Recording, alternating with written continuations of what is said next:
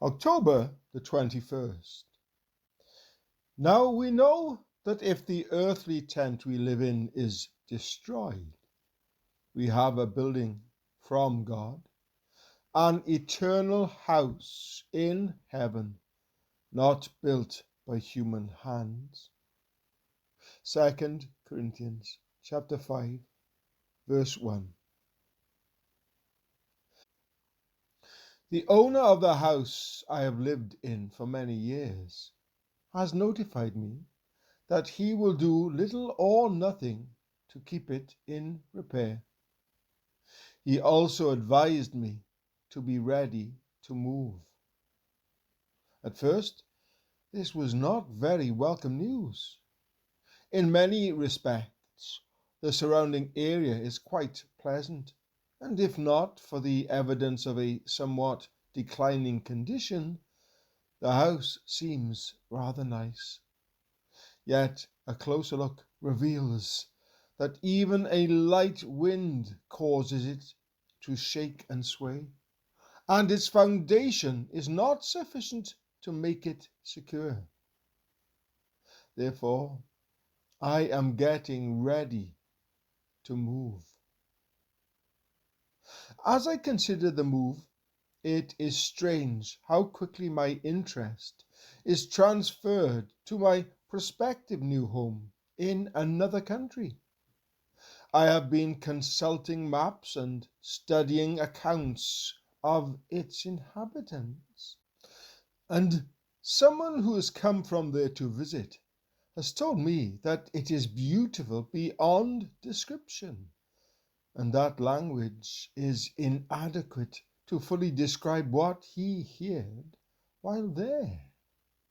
He said that in order to make an investment there, he has suffered the loss of everything he owned here, yet rejoices in what others would call a sacrifice.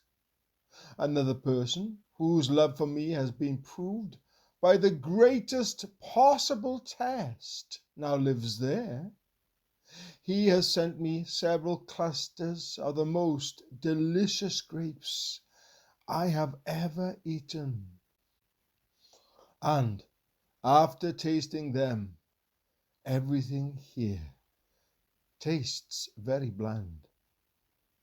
Several times I have gone to the edge of the river that forms the boundary between here and there, and have longed to be with those singing praises to the King on the other side.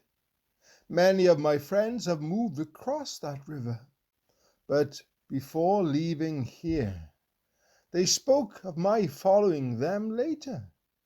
I have seen the smile on their faces as they passed from sight. So each time I am asked to make some new investment here, I now respond, I am getting ready to move. The words of Jesus during his last days on earth vividly express his desire to go back to the Father. John chapter 16, verse 28.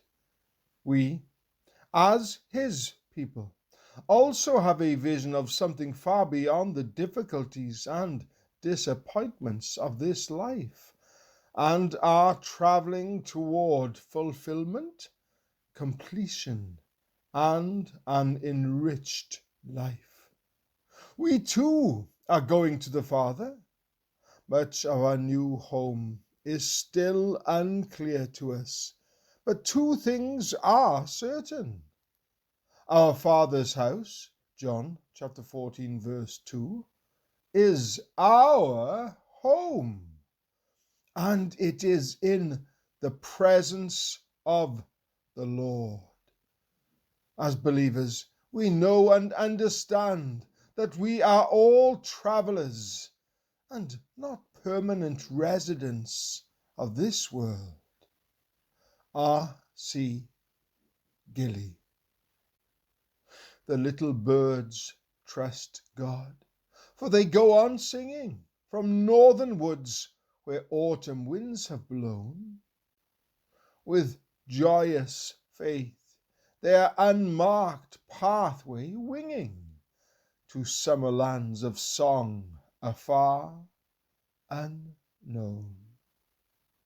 Let us go singing then, and not go crying, since we are sure our times are in his hand. Why should we weep and fear and call it dying? It's merely flying to a summer land